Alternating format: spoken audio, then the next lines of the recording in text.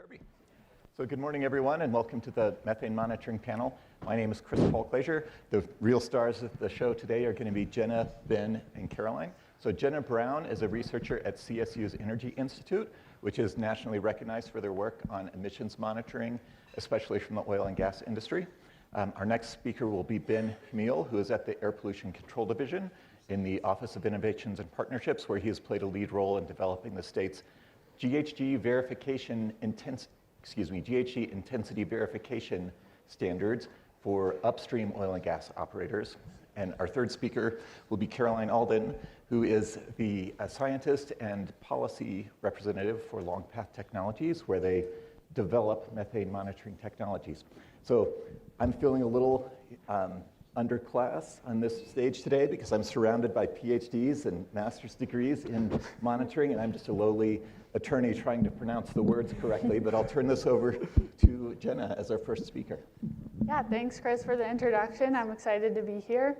So briefly today, I'll be talking about the various technologies for monitoring methane and this concept of measurement-informed inventories. So traditionally, monitoring in the oil and gas industry was focused on VOCs, and methane was just a byproduct of that.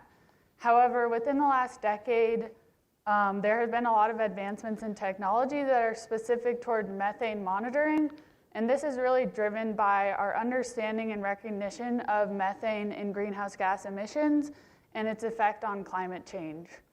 So previously and currently, oil and gas operators report their greenhouse gas emissions using bottoms-up approaches, which is emission factors and activity data.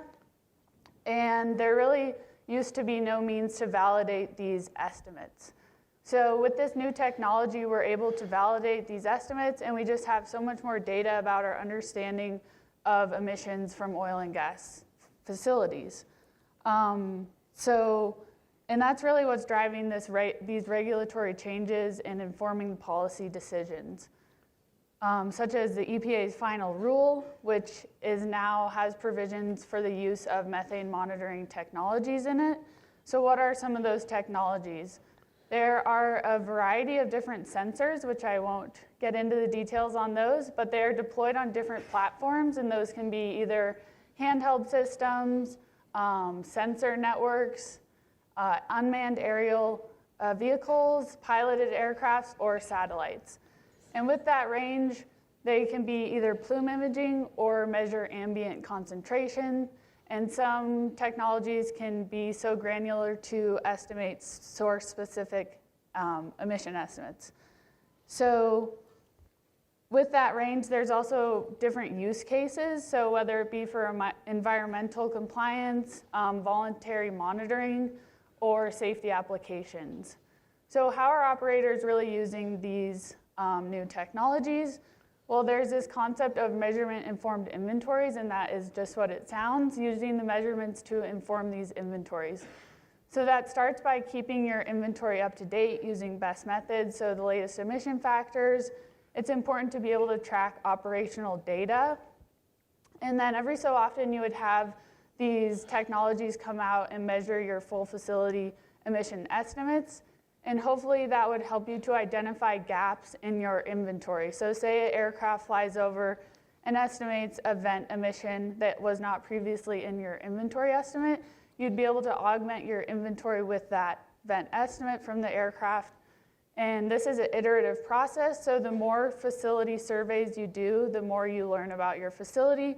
And the goal is really to create a defensible and robust inventory estimate that's hopefully more accurate than what we're seeing right now. And I'll hand it over to Ben. Thanks, Jenna. Coming from the regulatory perspective, I want to talk about the intensity verification program that we've set up at CDPHE. So Anna this morning mentioned the greenhouse gas reduction roadmap. That was the impetus for identifying emission reductions opportunities for pre-production and production segments of the oil and natural gas sector. In December of 21, there was an AQCC rule that set thresholds on emission intensity, that is total CO2e per BOE produced. There were stricter targets for majority operators as well as new facilities in DI communities in the non-attainment area. A big component of this rule was the intensity verification process. As Jenna kind of mentioned, these bottom-up inventories have consistently over the past decade failed to accurately capture the emissions relative to the measurements. And so what we've done is develop this intensity program that is designed to do exactly what the name implies, verify the emissions are accurate relative to verify the emissions in the inventory are accurate relative to the measurements. And so this past July, in a rulemaking, we finalized the components of this verification rule, which begins for emissions year 2025. This past fall and winter, we developed a protocol in coordination with operators, industry, and the NGOs. That protocol is being published today and being presented to the AQCC tomorrow. Fundamentally, the rule makes a measurement-informed inventory a regulatory requirement for upstream operations in the state of Colorado. In the protocol, we set forth two different pathways for compliance. On one way, operators, what we call operator-specific programs. Operators can deploy measurement technology to their own assets. This allows operators the flexibility to choose the measurement technology which is appropriate for their asset base. We set standards and requirements for how much measurement and how the measurement has to be deployed in the protocol. And then these measurements will be taken in to gain a better understanding of the emissions and adjust the inventory for its accuracy. Alternatively, because the operations in Colorado are very diverse, we designed the state default programs, intentionally designed for smaller operators, maybe those that don't have the resources and understanding to be able to deploy and measure their own measurements. But in a sense, what we will be doing as the state is deploying measurements to better understand the actual inventory emissions throughout the entire upstream oil and gas segment. These measurements will be used to calculate a basin-wide default factor, which will then adjust the inventory for its accuracy. So a little bit more on that state monitoring program. The goal of this is to not only improve the inventory, but also gain a better understanding of the total emissions across all sectors and identify opportunities for further reductions.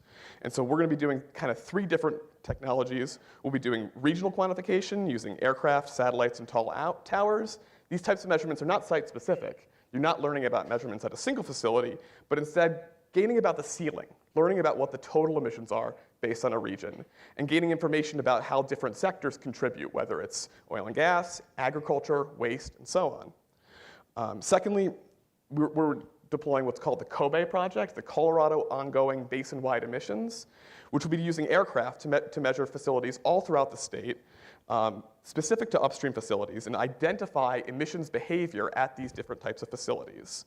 And then we'll be using these measurements to extrapolate across different prototypical facilities to understand the total upstream sector emissions. And finally, we're also partnering with external programs like Carbon Mapper or Methane Sat, who are launching satellites this year and will be delivering this data free to all stakeholders. And so we're going to be taking in this data to learn what we can, identify reduction opportunities, and learn how that data can improve the inventory. Great. Yeah, so I'll speak a little bit about, just from the measurement technology perspective, I know that some of the folks in this room might be looking at how do I create a program in my own jurisdiction, how do I integrate methane monitoring, like do I need to integrate methane monitoring? If so, how would I do that? So I'd like to talk a little bit about, how do you align the goals of different stakeholders so that you can get a real win-win? So underlying this all is that you might have a lot of stakeholders who are interested in methane monitoring. You might have operators who are looking at this in terms of how do I keep gas in the pipe? How do I save money? How do I continue to drive excellence in my operations day to day? Whereas the local and state representatives might be on the face of it having different goals, like I want to demonstrate emissions reductions to prove out my policies, or I might want to be tracking air quality and improving air quality through time. So on the face of it, these kind of look like different goals, but I'm going to talk about ways that you can actually kind of look at the data that would underlie these different goals, and you might actually be able to drive major efficiencies by kind of collecting the same data and meeting all stakeholder needs. So the idea being, let's make this an efficient process and collect data that everybody can really gain from. So I'll kind of talk about like 3 steps. So step 1, think about what kind of data is needed for each of these goals. Like really dig under the surface. If you're interested in air quality, just kind of measuring air quality isn't necessarily going to improve air quality. that's not going to actually get to the root cause of like where these constituents are coming from. So in the example of measuring air quality, you might want to look at more site-specific programs. So really getting instrumentation on site so that not only can you understand and quantify the air quality improvements that are happening over time, but you can also leverage that data to improve emissions, improve operations, meet some of those operator stakeholder goals of keeping gas in the pipe and so forth. So that would be an example of kind of getting creative to say, if I really dig down underneath my goal, what different types of data might actually help support that goal? So step 2, what would be some of the attributes of that data that you want to think about? So I'm going to kind of offer up two key attributes. The first key attribute of the data would be that it be quantitative data. And so I'm kind of talking about like MCFD, scuffs, kilograms per hour. These are the kind of units you want to be looking at, the real volumetric or mass kind of emission rates.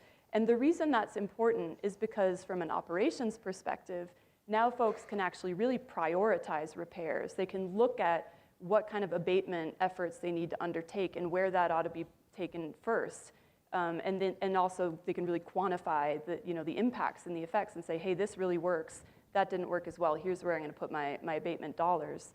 And then from a regulatory perspective, of course, or from a policy perspective, again, having real quantitative information is going to help you demonstrate those reductions that you might want to see.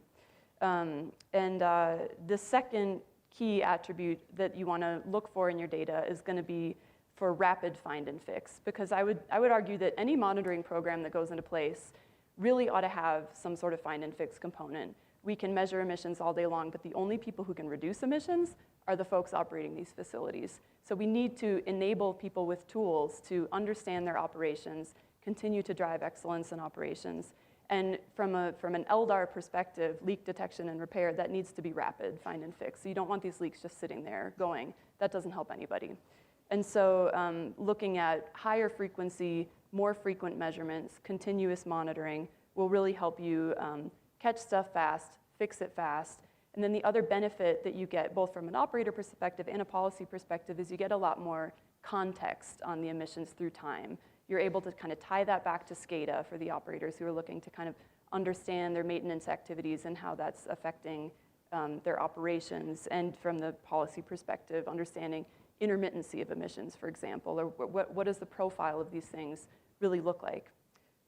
Last step would be get everybody on board. So I want to make the point that data cannot necessarily equal compliance in this context.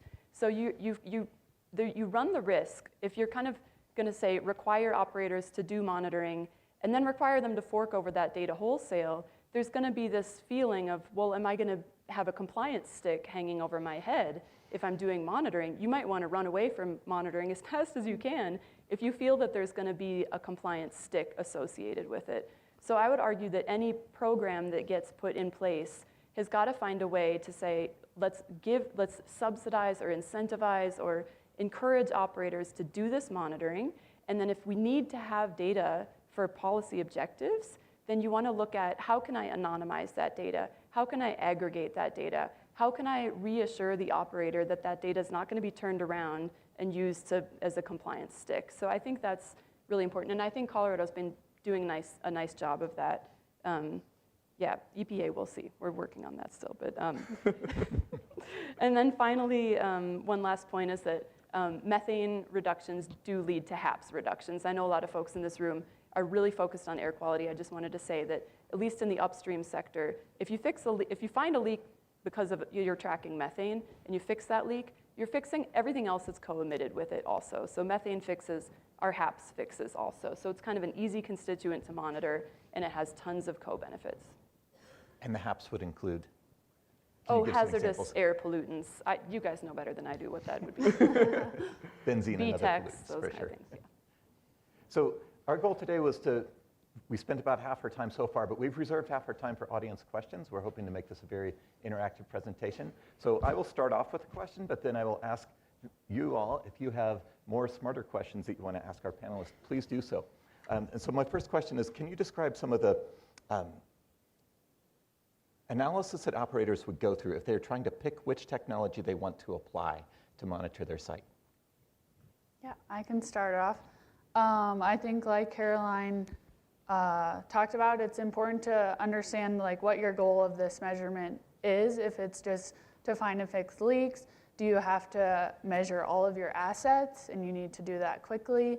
And then also I think it's important to understand that there are limitations with these technologies, whether it be that they have a minimum detection limit or there are different environmental factors that play into these technologies. So just understanding the broad scale and what you want to get out of the measurement is important to define first.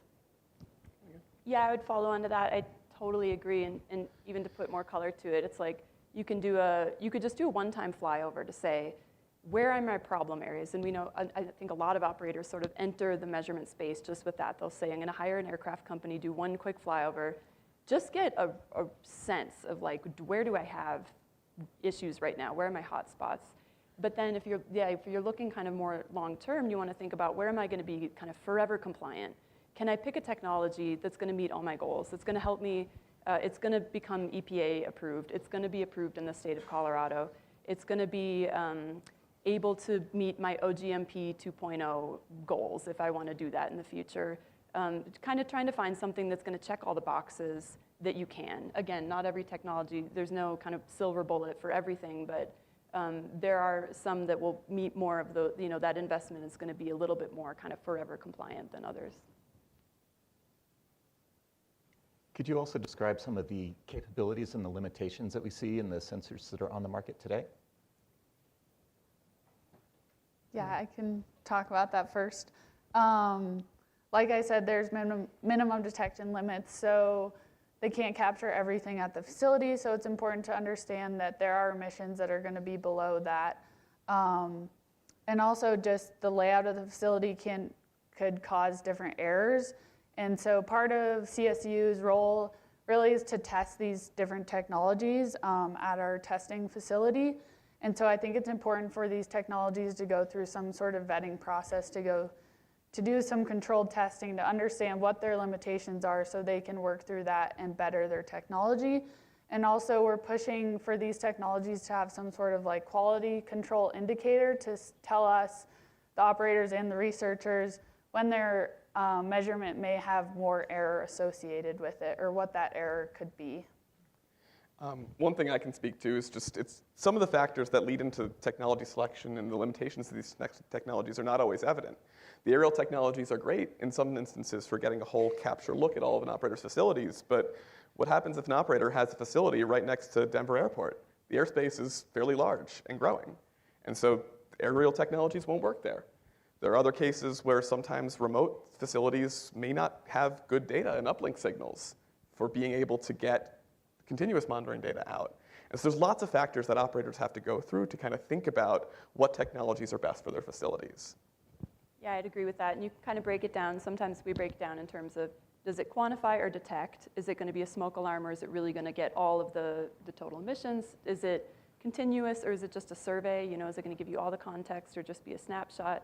And then the other piece is, I think that where a technology stack really has to come in is with when you're considering the gathering lines. That's a big issue. I was just speaking with someone in the break about this, and the transmission lines. So you might need to stack, like you've got your fixed sensors on kind of the CTBs and the bigger pads, but then you've got, you're gonna need to do some aerial to cover all of the distribution pipelines and transmission pipelines and some of the gathering lines. So that's another place. Oh, it looks like we've got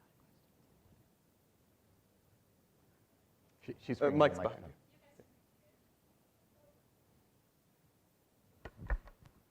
Hi, Hmiel Woolley with BLM.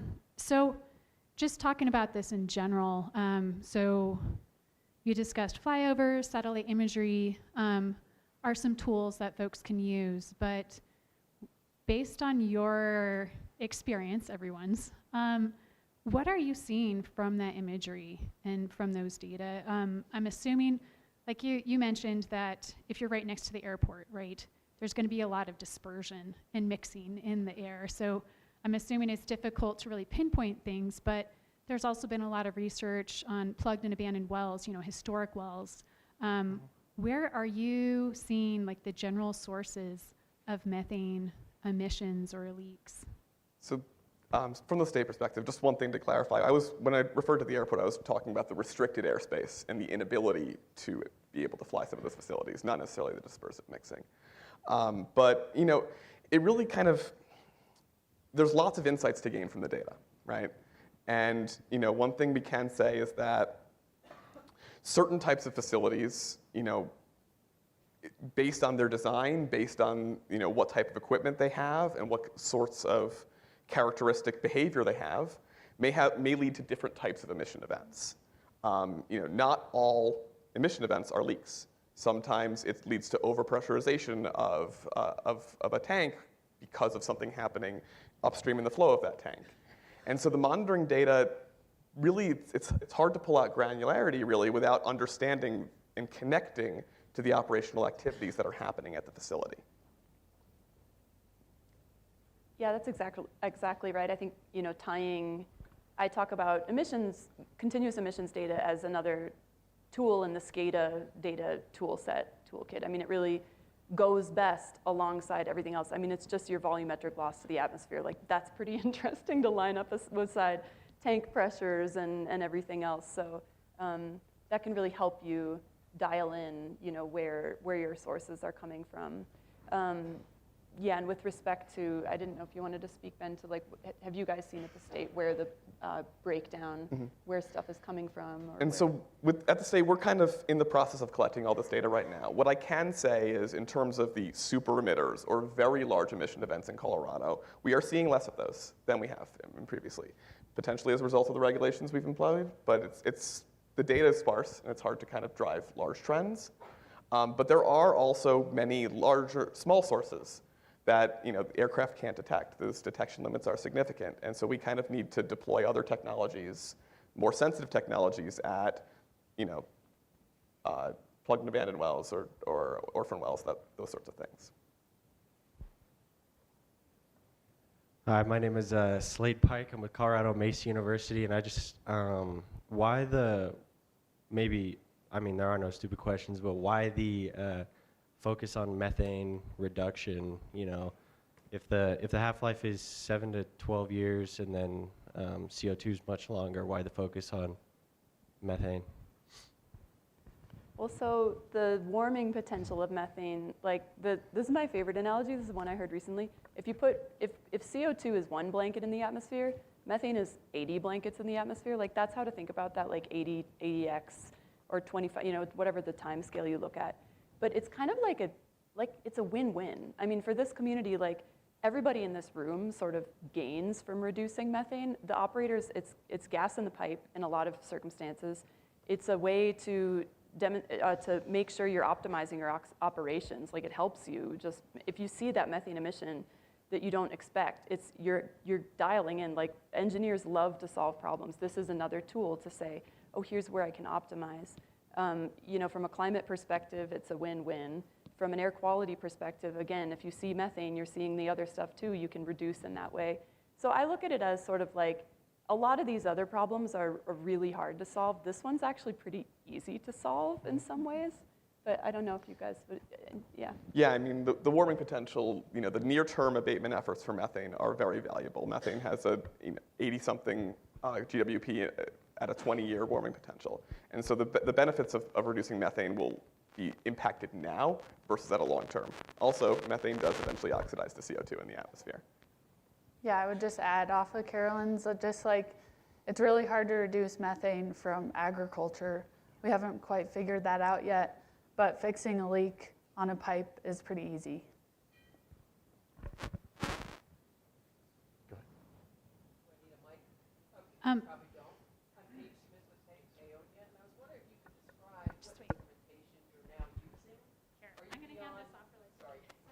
Sorry, Paige Smith with the town of Paonia, and I was just wondered if you could describe the instrumentation you're using on the well sites. Have you moved beyond FLIR cameras and bags? Very much so, is the easy answer to that. The diversity in technology is wide, and it's really been a huge technological advancement in the last 10 years. FLIR technologies and high flow samplers are a decade-old technology at this point. And I can let Carolyn speak to their technology a bit more, but the technology you're now designing around methane in terms of the infrared spectrum, because methane, relatively speaking, is easy to identify. And so a lot of these technologies are some sort of infrared detector, whether it's stationary at a facility or whether it's mounted on an aircraft to be able to image a total column of methane enhancement. Yeah, for example, our technology has, we send laser beams out and kind of create fence lines around the facilities and then look for, it's just like, a fence line will catch whatever's coming off the site. And so that's how we do it. We sense, methane with lasers, and they are in the infrared exactly. So If I could just follow up on that, could you speak for a bit on quantifying the emissions that you do detect and the ability to quantify from a camera versus newer technologies? Sure. Yeah, that's another advantage that these spectroscopic technologies have, is that a lot of them allow for quantification. Classically, those FLIR cameras, most of them just produce an image. And sometimes they're able to estimate whole gas flow, but not very well. And so the real value in a lot of these new technologies is combining that spectroscopic methane quantity detection with some sort of wind or dispersion algorithm to estimate an actual flux and get actual emissions rather than just detection. So I know a few years ago, CSU, CU, I think even Garfield County, they were focused on trying to measure, right, just emissions on pads. And I know the results were not what people anticipated. We weren't seeing the HAPs, the VOCs, the higher concentrations. So it sounds like things have improved where we can actually detect all of the emissions at the facility, or can you speak to that? I don't know if I can speak specifically to the study, but I would agree that, specifically to wells, it's important to keep measuring them even if they're plugged and abandoned. They still could be leaking, but that's important. If we have an aerial flyover, we can catch those emissions within that. I don't know if you have anything to add. Yeah, I mean, there's been lots of studies that have been commissioned in the last few years, really kind of learning on this. What I can say is that later this year, as part of the intensity verification program, the division will be releasing kind of our best understanding of methane emissions at the end in December 2024. And so that kind of report that we're working on is going to give us kind of a baseline factor of where emissions stand across facilities, across basins, across jurisdictions. And that's going to kind of really identify where we need to keep looking. And I'll say that, as a company that monitors all over the U.S., Colorado, everybody in this room, and it's this whole collective effort, should pat themselves on the back, because Colorado does have very low emissions. It's pretty notable in the data. And that's just not our data, that's in everybody's data. I think that's pretty evident.